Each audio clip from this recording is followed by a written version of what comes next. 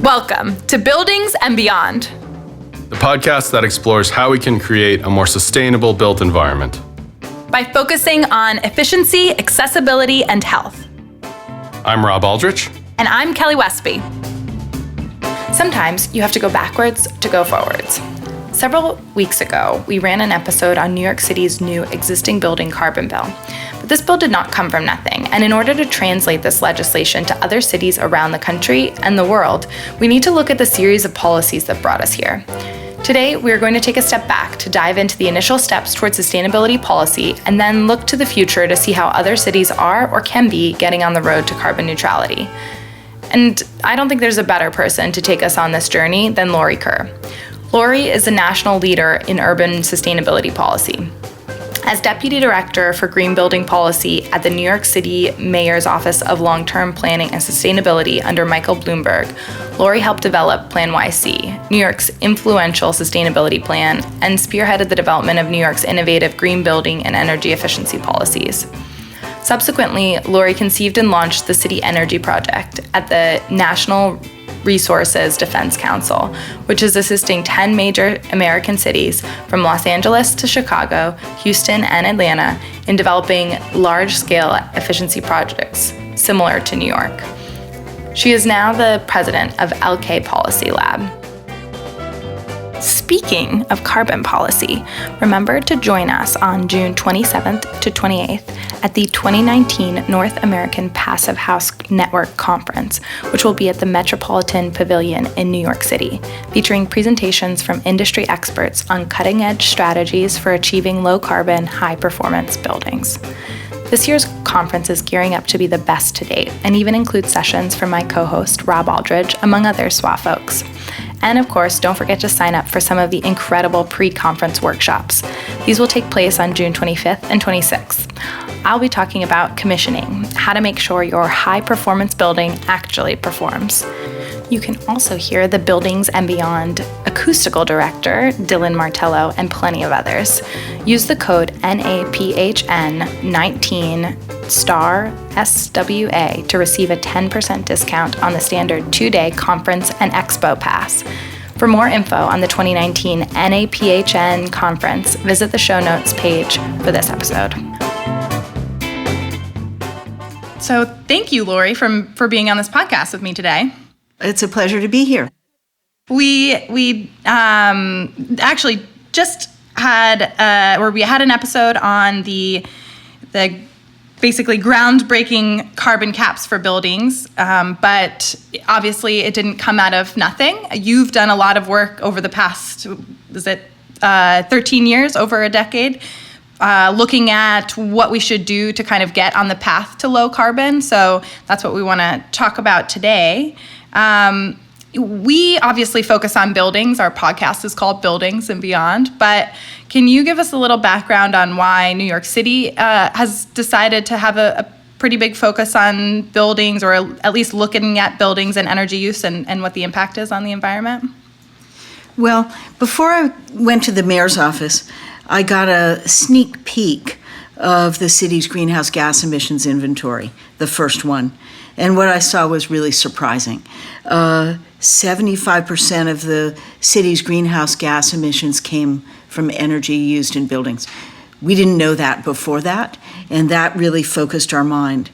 I also did the math on our growth rates and figured out that about 85% of our buildings in 2030 were buildings that we already had in 2005. So that meant clearly that if New York wanted to address climate change, it would have to focus on its existing buildings. Makes sense. But there were no models. What do? The energy codes are all designed around new buildings. Existing buildings, unless they're making some improvement, are allowed to run inefficiently forever. Right. That's just the way it works. So I remember poring over the data and trying to figure out what we should do, and Marilyn Davenport, who was the doyenne of the real estate industry, walked by my desk and started asking me a few questions. And I guess my answers were pretty poor because she said, "You poor dear, you really don't know very much, do you?" It's a good way to start out. But we learned a lot, and we did a lot. We eventually came up with the world's first comprehensive plan to address energy use in existing buildings. It was called the Greener, Greater Buildings Plan. But we did other things too. We launched a Green Codes Task Force to green the city's laws and regulations related to buildings. We developed a series of policies, including the Mayor's Carbon Challenge to many different sectors eventually. And then we launched the New York City Energy Efficiency Corporation to help with financing. We launched BEACS to help with training and information. So it was a very broad brush set of programs and policies. And BEACS is Building Energy Exchange? Yes. Great. I just like to define all the acronyms here. Exactly. Great.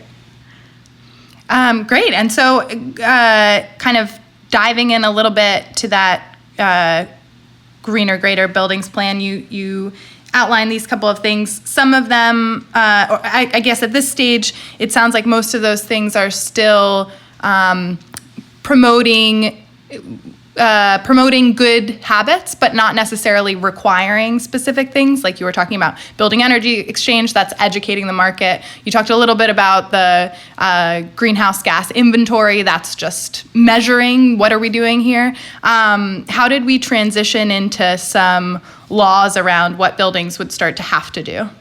So the Greener, Greater Buildings Plan, which was our biggest effort, focused exactly on energy in existing buildings, has a couple of features.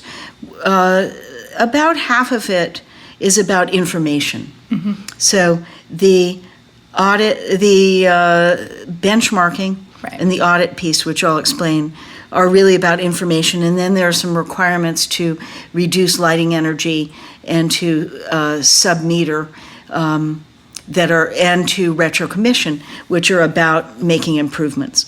But I want to go back a little bit, because it's partly what we did and partly how we eventually grappled with this very complex industry. New York City actually has 1 million buildings. And there are big ones, little ones, old ones, new ones. It's just a very complex assortment, and that's what Marilyn Davenport was kind of getting at. Right.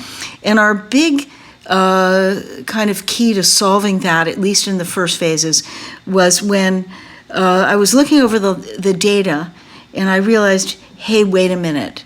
Half the square footage is contained in 2% of the buildings larger than 50,000 square feet. So that's how we should start.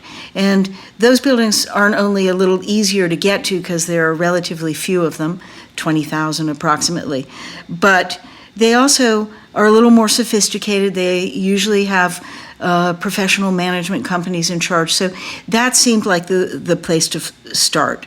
So the Greener, Greater Buildings Plan is focused on those larger buildings. Okay. And I want to dive in on that a little bit because I think, and potentially based on a recent New York Times headlines, but I think there's sort of this misconception that our industry is focused on these big buildings, even though, there is some efficiency benefit to having a larger building with less envelope per interior area, for example. But I think getting to that point of, well, it's actually just easier to address climate change when you're talking about 20,000 buildings covering most of the square footage versus the whole million million buildings that you mentioned, that have all these individual owners and individual points of entry and might be less cost effective to do anything about. Exactly. I think some of the press coverage on this that seems to imply that big is bad was not our thinking at all. Big is good in many respects. Density is very good in terms of reduced carbon footprints per capita. So it really was about being effective. Right. Yeah. Great. From a policy point of view. So, one of the things we realized is that,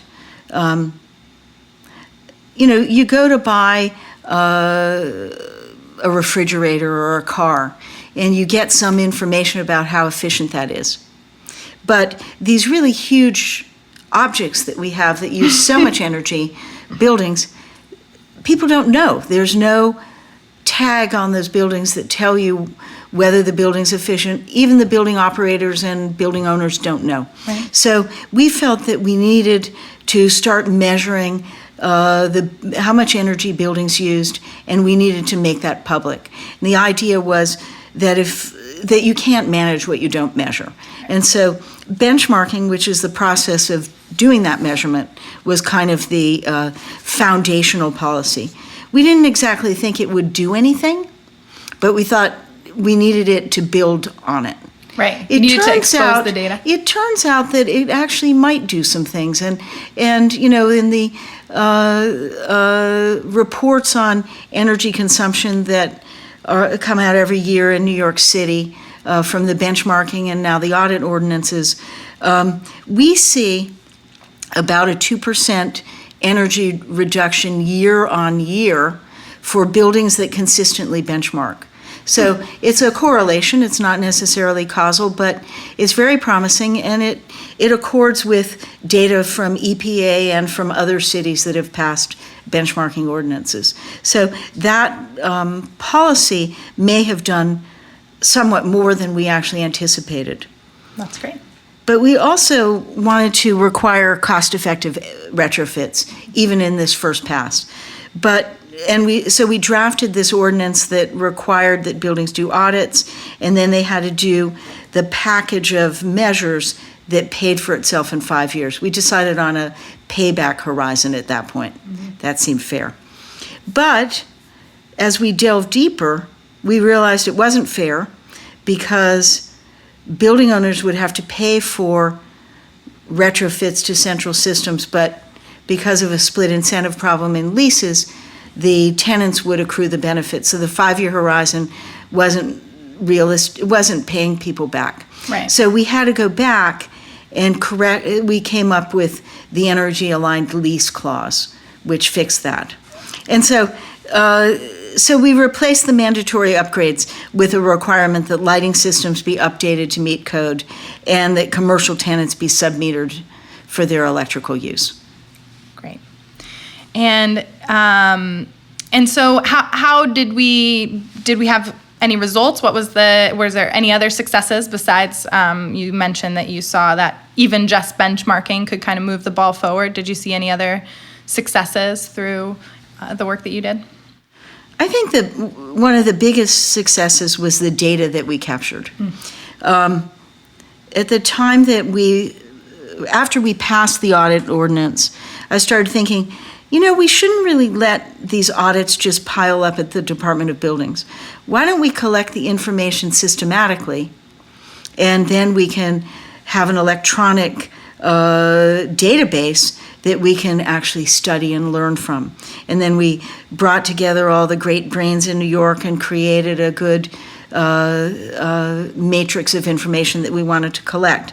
And that's turned out to be a goldmine. We now know not only how well our buildings are performing from benchmarking, but we can look under the hood and see why. And we can see what systems are more or less efficient. We can see where we have opportunities citywide to make improvements.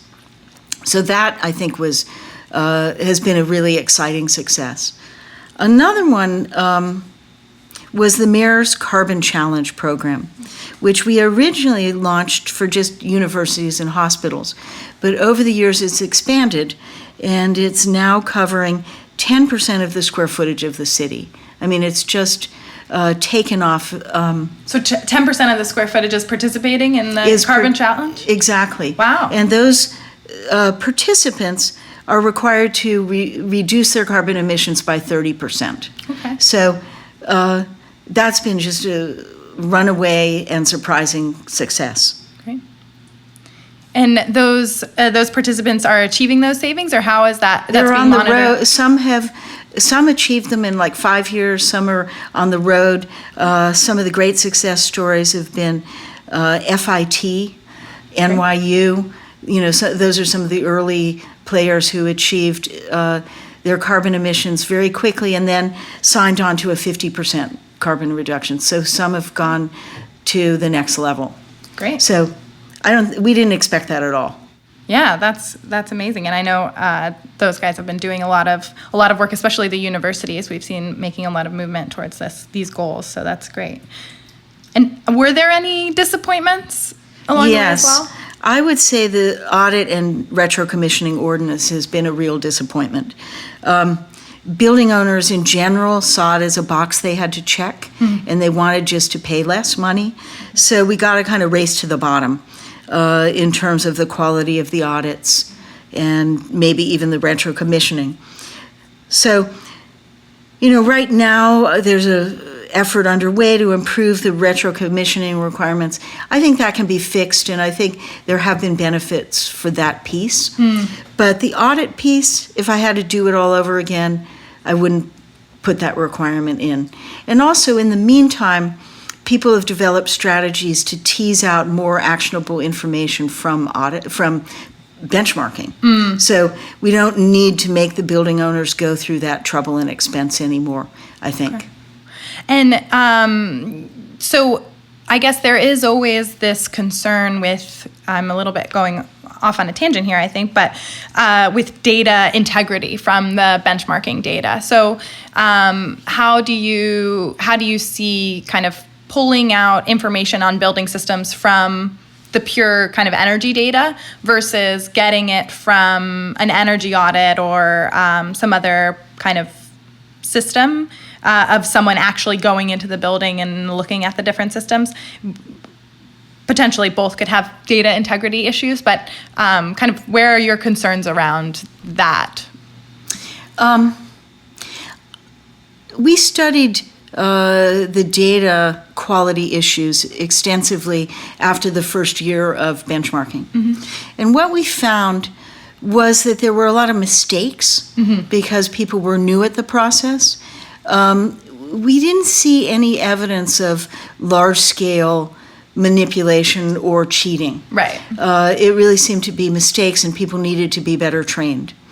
That said, my biggest concern on data quality is not inaccurate submissions or fraud, although I'm sure there's some of that. I don't think it's large scale. My biggest concern is the accuracy of building square footage. And I think that data is not good, and it's really important, and I would love to see in new laws going forward, particularly if we're looking at a per square foot carbon Metric, cap, right. That people actually have accurate square footage. That really is foundational. Right. And it only needs to be done once, but it needs to be done once. Yeah, that's interesting because I was saying to a colleague, even in new construction, it's hard to tell what the square footage is. There's 6 numbers probably on the first sheet, depending on whether you're talking about the zoning square footage or the residential square footage. And so even internally, people might say square footage of a new building, and there's 6 different answers. So kind of nailing that down. But EPA has a very specific definition. And the reason EPA matters is that they're the people that created and run the benchmarking tool that the city uses. So that definition is the definition we need to be using. Great point. And so there were some good things, some maybe things we would do a little bit differently next time. What are the next steps from this? Well, 5 or 6 years ago, when the Bloomberg administration was coming to an end, I thought, the next big thing would be if we want to have a national impact with what we've done here, is to create replicable policies that other cities can use. So, cities are wonderful in that they're politically proactive. They're engines of creativity, but the downside is there are so damn many of them. So if they all try to reinvent the wheel, we're not going to get anywhere. So I thought, let's create basic policies that cities can adapt, but they have kind of a lead-like handbook of you can do this policy or that policy. Here are a range of proven policies that you could utilize. So I proposed that. We got $10 million in funding through NRDC, and cities from Los Angeles to Chicago to Atlanta signed on. And that great. program was called City Energy Project, and 5 years later it's been re-upped several times, and now 35 cities across America, now including San Jose and St. Louis, New Orleans, they are all pursuing some of these foundational policies. Great. And which of the policies are really taking off among the 35? Do you have a sense of that? The biggest uptake is certainly benchmarking. Right. It was required really to be part of the program and to get funding. Got so it. you basically had to do benchmarking. And a lot of cities that aren't in this program are also doing benchmarking. Got it. And I think I even saw LA is kind of going down the path of the carbon emissions caps that we kind of looked at in New York too. So it seems like there are kind of other cities following the footsteps or kind of moving forward in a big way. What have you learned? Your work was really very much focused in New York City, and you were working with all of these different cities to develop policies that were replicable. What did you learn in kind of moving beyond New York borders, and how other cities might be different or might be similar? Interestingly, city profiles are surprisingly similar. So in most cities, buildings are the dominant source of greenhouse gas emissions, between about 50% and 70%. Okay. Even in a sprawling city like LA, where you might not expect that. Right. The only city I think that falls out of that is Seattle, because they have so much carbon neutral electricity. Oh, okay. So, and that varies quite a lot from the national average, which is 38 or 40% coming from buildings. So there really is a city strategy that focuses on buildings, or it makes sense. The other thing that was surprisingly similar is that concentration of square footage and energy usage in the largest buildings. So it might not be 2% of the buildings in all the cities, but it's not more than 3 or 4% to capture pretty much half the square footage and energy use. So those basic strategies of focusing on buildings and focusing on larger buildings turned out to be, very applicable across most of America's cities. But with like a different square footage threshold by city, like yes. maybe ours is 50,000. So we went to 50,000. LA had to go to about 35,000. LA was not able to get to 50% even with that, because they really do have smaller buildings. But of the 10 cities in the initial cohort, they were the only one that didn't really fit that profile, that you could fairly easily capture half of the square footage. So I think in terms of differences between cities, of course, every city wants to have its own flavor of what it does, but that hasn't been that dramatic. I think the biggest difference right now is going to be timeline. What has a city already done and where is it now on the path? And that really matters because time's getting short. So in New York, we started early. We had the luxury to think and study our building stock. And I think other cities don't have that luxury anymore, the ones that are coming down the pike right now. They probably have to start with the foundational policies, but they're going to quickly have to pivot to deeper requirements. Okay. And so if I'm a mayor then in one of these cities that maybe hasn't gotten started, maybe isn't even on your list yet, what would you recommend for me? Well, I would still start with the foundational policies, such as benchmarking, leading by example programs so that the city government is reducing its energy first, carbon challenges. Those are great in terms of engaging the community. And in the course of designing and implementing those policies, the real estate community becomes involved, becomes educated. And I just can't emphasize that enough. I think one of the biggest things that we did in New York and other cities are doing to make this work is really creating a community of educated professionals, by and large, who understand the issues and are becoming kind of thought leaders in terms of how to solve them. Would you say that is sort of spurred on by the building energy exchange, or are there other sort of policies or things you put in that were put in place that kind of moved the industry towards an educational?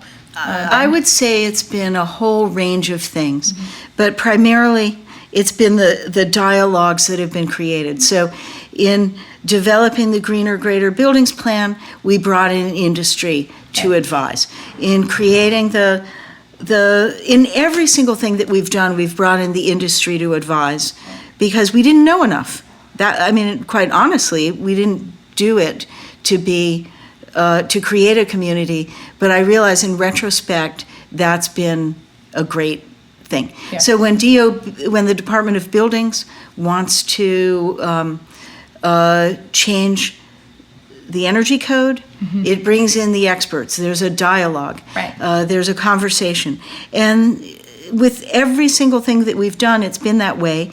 And, all the nonprofits from Urban Green to ASHRAE to the American Institute of Architects to Building Energy Exchange, they all have programs, they all have conversations. So that conversation, building that conversation is critical. And so I think any city has to start with the foundational policies, build the conversation, and then they will be in a position to start to require some of these more ambitious requirements like, energy reductions, however they're shaped. Right. I think you're not going to do that without building support and knowledge about what the capabilities are. Right. Otherwise, it's just frightening. Right. Right. Sort of retrofit all of this in the dark with no understanding of how buildings work. That could lead us down the very wrong path, for sure. Okay, so if I'm an energy efficiency proponent in a city that hasn't gotten started yet, or maybe hasn't made a lot of moves yet, I know my friend from Australia complains that they're behind us in the U.S. even. What should I do as a proponent to get started? Is there anything I can do to move the industry forward? I think it'd be pretty hard at the individual level. So, I would get involved with a local institution that has some clout, like the local chapter of the American Institute of Architects or U.S. Green Building Council or BOMA, any one of those groups that convenes. And then I would try to use that venue really to create a citywide discussion. And, maybe that institution could start inviting people from other cities to come talk about what they're doing. They could maybe do programs on success stories in the cities. They could invite people from the administration, people from city council to come to those meetings. So you have to kind of create interest. You have to start educating people. You really have to prime the pump. Yeah. That's a great point. And it's actually interesting. I think we get stuck in our own bubble, in all of the different bubbles that we might be in, whether you're in LA or another city or New York.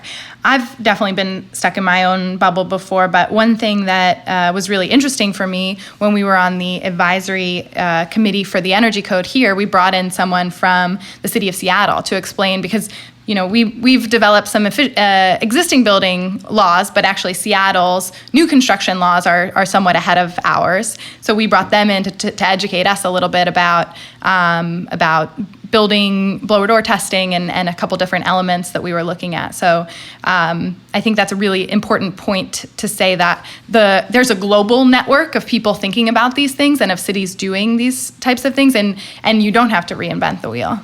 Absolutely, and there are a number of programs. The City Energy Project was one, but there's the C40, right, which is large cities around the world sharing best practices. There's the Urban Sustainability Directors Network that is a platform for a lot of exchange of best practices across urban sustainability policies, but buildings is certainly a big piece of that. And I think there are others. Right. Yeah. Great. We'll throw a couple links in the show notes. So we're sort of, I think, all after, we've talked a little bit about energy efficiency, but after kind of a carbon neutral future. What do you think are a few key elements to getting us towards this carbon neutral future? Well, I'm going to stick with the building sector because it's what I know, and assume that people working on transportation and waste have their own ideas. We'll figure their pieces out. But within the building sector, I think everybody's come to a consensus that there are really three big things that have to happen. One is pushing efficiency as far as is reasonably possible. The second is we've got to decarbonize the grid. The third is we have to electrify as much as we can the fuel use. In other words, we have to get off fuel for heating and hot water as much as fossil fuel for heating and hot water as much as we can. But that's very rational, but it's actually a really tall order. And I'm afraid that it's not practical to get us all the way there. I think practically we could use those strategies and we could get to maybe 70, 75, 80% reductions, particularly in the colder and older regions of the country. So California or Hawaii, which is already highly electrified, they can probably get to carbon neutrality with those methods, and they're probably on the path to do it. Yeah. But in places of the country that are heavily dependent on fossil fuels, electrifying the tens of millions, I'm talking tens of millions of buildings, would have to be electrified in that swath of the country that goes from North Dakota to Maine and all the way down to Virginia, or even a little further south. That's going to cost a fortune, and it's a Herculean job. The other problem with it, the other problem will be in this broad swath of the country is that even if we achieved full electrification, can the electrical grid support it without massive infusions of cash in order to grow the electrical grid to handle the increased load? And adding all the renewables and all these things to get the grid off of fossil fuels as well. Well, I think that maybe is a little bit easier, although maybe not. I'm not a grid person. Right. But absolutely, there has to be a lot of storage. I think that goes without saying that we have to decarbonize the grid, or mostly decarbonize the grid. But it's really the growth of the grid that worries me the most with these new strategies, particularly if we're looking at electrifying vehicles, which I think we are. So I'm going to go out on a limb here. I'm going to say that we need a fourth strategy, or we might need a fourth strategy in our back pocket, and we should be looking at carbon neutral fuel. And I don't mean by this waste to energy, although that needs to be a piece of it, and that could be a starting piece, like the Newtown Creek wastewater treatment plant that takes New York's waste and turns it into methane, and now is selling that methane or using it. But that's a start, but it's not going to be enough, I don't think, for what we need. There are scientists working at the national labs and in universities and some entrepreneurial situations that are looking at creating methane from water and carbon dioxide using sunlight or carbon neutral electricity. And right now, of course, it's very expensive. But solar energy and wind energy were very expensive. So before we really started to make the policies that supported investment in those areas. So I think we should start going down the road with carbon neutral fuels on that, promoting the science, promoting the early technology, and maybe even starting to layer in a renewable energy standard for fuel. Mm-hmm. So we did that with electricity, and I think it was, so a renewable portfolio standard for fuel means that the grid has to have a certain percentage of carbon neutral energy. Mm-hmm. And we did it for electricity. I think it helped fund, a lot more solar and wind, and that brought the price down. So if we started to do that with fossil fuel, we could start, of course, with waste to energy, and then expand as these other strategies hopefully are developed. The reason I think this makes sense is that, look, we already have billions invested in our gas grid. Our buildings have billions invested in terms of their fossil fuel burning equipment. So, reutilizing that for low carbon or no carbon fuel is, in terms of the infrastructure, a very cheap way to do this. So, as I say, I'm going out on a limb. I don't know that this is the answer, but I'm very worried that the other solutions won't get us there. Mm-hmm. So, all of that's to say, we should be exploring this, but it shouldn't be something that deters us from aggressive action on the big three that we know we have to do. Right. And, that's an interesting point. It reminds me, I actually, fun fact, when I was at Columbia, did research in waste to energy.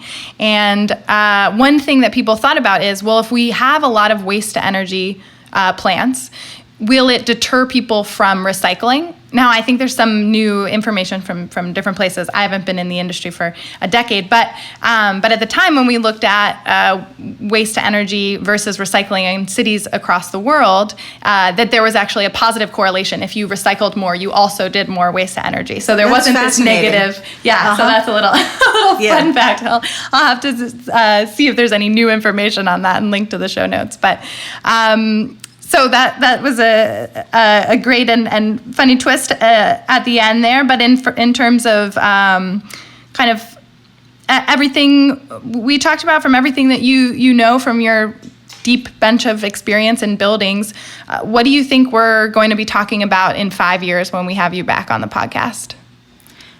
That's a good question, which I'm going to dodge. But I am going to say that I'm more optimistic about us getting to these goals than I used to be. And I think that's for at least two reasons. One is how quickly the net zero electricity revolution has moved forward. I didn't see it coming. And suddenly, New York State is in a position to commit to 100% carbon neutral electricity by 2040. That's just fantastic. And none of us saw it coming. Yeah. So that's a great thing. The other great thing is I think the political winds have changed on this subject over the last year or two. I think the IPCC report really got people frightened in a good way. And I think AOC throwing out the idea of the Green New Deal, there might be pros and cons, but I think the energy that she spurred by doing that has been a really positive thing. So, I'm seeing a lot of positive movement, a lot of players getting into this who weren't there before, who are, coming up with great ideas and moving this along at a nice fast clip. So it's Great. exciting. That is a wonderful note to end on. And I just want to thank you for being on our podcast today. You're welcome. It's been a pleasure. Thank you for listening to Buildings and Beyond. For more information about the topics discussed today, visit www.swinter.com/podcast and check out the episode's show notes. Buildings and Beyond is brought to you by Stephen Winter Associates. We provide energy, green building, and accessibility consulting services to improve the built environment. Our professionals have led the way since 1972 in the development of best practices to achieve high-performance buildings. Our production team for today's episode includes Dylan Martello, Alex Mirable, and myself, Heather Breslin. Thank you for listening, and we'll see you next week.